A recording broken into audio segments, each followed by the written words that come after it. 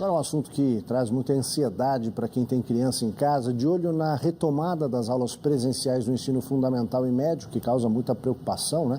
O Instituto Ayrton Senna, em parceria com o Conselho Nacional de Secretários de Educação, lançou 2 cartilhas, uma para pais e gestores de escolas e outra para educadores. O objetivo é dar subsídios para essa etapa da retomada. Veja na entrevista de hoje.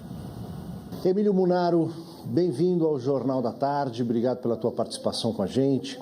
Emílio, essa cartilha que vocês prepararam para os gestores tem 5 pilares, mas me chamou a atenção um ponto, que é a atenção que vocês dão aos aspectos socioemocionais dessa comunidade escolar. Por que isso é importante? Porque, na verdade, Aldo, nós temos percebido, e através inclusive de pesquisas, de que mais de 80% dos professores hoje, eles se sentem vulneráveis neste momento da pandemia. Então, o Instituto pensou em trabalhar o desenvolvimento de competências socioemocionais, que nada mais são do que a sua capacidade de sentir, pensar e agir em relação ao modo. Elas são categorizadas em 5 macrocompetências e 17 facetas, e a gente trabalha cada uma delas com esses educadores. Quais são as orientações, não são regras, né? Mas assim, as recomendações básicas que vocês dão para as escolas cumprirem nessa retomada? Quando a gente fala das escolas como um todo, existem 5 diferentes dimensões que você deve trazer para que essas escolas prestem atenção, que vai desde a parte administrativa, passando pelo cuidado pessoal da escola, passando pela parte pedagógica, que vai ter que ser repensada, o relacionamento com os alunos e as próprias avaliações. Quando a gente fala das competências socioemocionais, nessas 5 macrocompetências, tem uma delas que é muito importante, Aldo, que é aquilo que nós chamamos de resiliência emocional. Nesse momento de ansiedade, você tem as pessoas ainda muito ansiosas. O medo, como você sabe, é a base da geração da ansiedade e a incerteza. Então, o que a gente faz? A gente trabalha com o professor para que ele desenvolva as capacidades e competências de resiliência emocional, que são o quê? A tolerância ao estresse, a autoconfiança e a tolerância às frustrações. A gente faz com que isso aconteça através do professor para que então ele possa levar para o aluno. Porque, Aldo, é importante a gente dizer, nesse momento você precisa primeiro cuidar de si para depois cuidar do outro. É que nem você está no avião, né? Põe a máscara de oxigênio primeiro em você para depois ajudar a pessoa. E nós precisamos pensar no gestor, no professor, para então pensar no aluno. No pós-pandemia teremos uma nova escola. Quais serão os fundamentos dessa nova educação? As escolas vão ter que ser preparadas desde o aspecto de biossegurança, em olhar pelo aluno ao entrar na escola, estar utilizando-se de uma máscara, de uma proteção, limpar os seus calçados antes de entrar, utilizar o álcool em gel nas mãos e toda uma preparação que a gente tem que fazer com esse aluno. Em segundo lugar, a gente tem que entender que o distanciamento presencial, ele ainda é necessário para que a gente possa se preservar. Portanto, muito provavelmente, as salas de aula não vão poder comportar um número de crianças que tinham antes. Portanto, nós vamos ter que compartilhar, vamos ter que usar aí a empatia e dar espaço àquelas que têm mais dificuldade e que precisam estar lá presencialmente. E utilizar do ensino remoto, o que a gente chama, né, do ensino híbrido, presencial e remoto, combinado para que isso aconteça. Agora, Aldo, tem uma informação muito importante. Existe um estudo feito de 2014 pelo Daniel Santos e o Ricardo Prime que prova que o desenvolvimento de competências socioemocionais na criança, ela potencializa o desenvolvimento da aprendizagem cognitiva.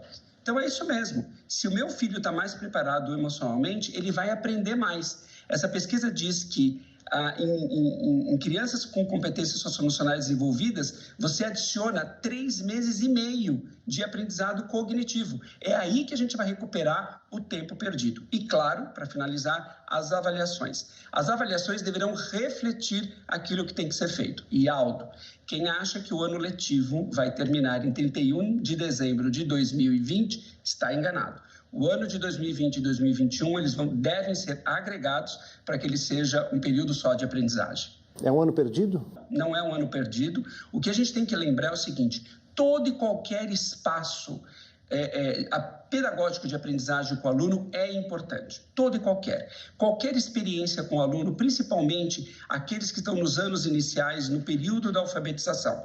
Os alunos que estão nos anos finais, de sexto ou nono ano, ou mesmo ensino médio, eles têm uma autonomia muito maior e eles sofrem um pouco menos. Não significa que eles não estejam sofrendo, não, mas os pequenos estão sofrendo. O que a gente precisa é viabilizar o maior espaço pedagógico possível com esses alunos e não podemos perder absolutamente nenhum dia e muito menos deixar qualquer aluno para trás. Todo aluno importa. Você tocou nesse material preparado para o professor. Um material, uma cartilha é para os gestores e a outra é para os professores. Nessa dos professores, que a gente está colocando na tela agora, a gente tem 5 pontos de atenção, como você colocou, né? O restabelecimento da sensação de segurança, da estabilidade, garantir espaços de escuta, trabalhar a relação da família com a escola, da relação entre os estudantes, professores e os profissionais da escola. E vocês também colocam atividades, sugestões de atividades, né, como caixinha de dúvidas e o que aprendemos na quarentena.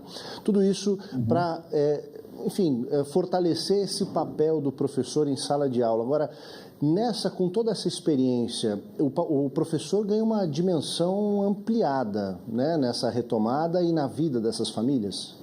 Indubitavelmente. Aliás, acho que duas carreiras aqui estão em grande desenvolvimento, né? Então, tanto a área do pessoal da área da saúde, que está na linha de frente disso, e o professor, que de fato, felizmente, agora olharam para o trabalho tão importante que o professor faz. Eu queria te dar um dos exemplos que a gente usa nesses 5 itens dessa cartilha. Por exemplo, Aldo, todo mundo, de uma forma ou de outra, perdeu alguém durante essa pandemia, infelizmente. Ou diretamente na sua família, ou através de alguém muito próximo. Então, a primeira coisa que nós temos que fazer é uma acolhida. Então, nós temos que fazer com que o professor seja acolhido, obviamente, pelo seu gestor e que ele acolha ao aluno. E nós vamos ter histórias de alunos, por exemplo, que perderam pessoas próximas a ele, seja da família, seja de vizinhos. Então, tratar este tema. Por exemplo, a morte. Então, a morte, ela não pode ser tratada como um tabu. Ela tem que ser tratada com toda a transparência que existe. Então, existe um luto para ser vivido nesse sentido, tem que ser discutido a respeito disso, qual o significado da morte, o ciclo da vida, ou seja, provocar reflexões com este aluno para que ele realmente se veja, né, como um indivíduo completo, aí, íntegro e um cidadão do bem. Mili, como é que as famílias, os pais podem ajudar as crianças, primeiro eles também, como você bem falou, né? A gente tem que cuidar da gente primeiro. Como é que os pais podem cuidar das suas próprias ansiedades e medos e também ajudar as crianças a lidar com isso? Então, em primeiro lugar, os pais eles têm que desenvolver aquilo que a gente chama da resiliência emocional. Eles terem essa tolerância ao estresse, eles terem essa autoconfiança, a tolerância às frustrações daquilo que está acontecendo. Mas o mais importante depois disso é o que a gente chama de uma competência chamada de amabilidade, que debaixo dela você tem, por exemplo, a empatia. O pai se colocar no lugar do filho, ele imaginar que aquilo que o filho está vivendo não é uma situação muito agradável. Por exemplo, existem crianças que têm se adaptado com essa educação remota, outras não, têm dificuldade de manter o foco, a determinação no prestar atenção a essas aulas. Então, cabe ao pai e à mãe ter a sensibilidade de se colocar no lugar do filho e da filha, podendo reforçar a autoconfiança desse aluno, respeitar o ambiente dele, né, para que ele realmente possa se desenvolver. As pessoas têm que entender, o pai e a mãe, que cada indivíduo é um indivíduo e deve ser respeitado dessa forma. Mili, finalmente, o material é destinado às escolas, a seus gestores, professores, mas os pais também podem, né, ter acesso e se beneficiar desse conteúdo, sem dúvida. Como as pessoas podem ter acesso a esse material?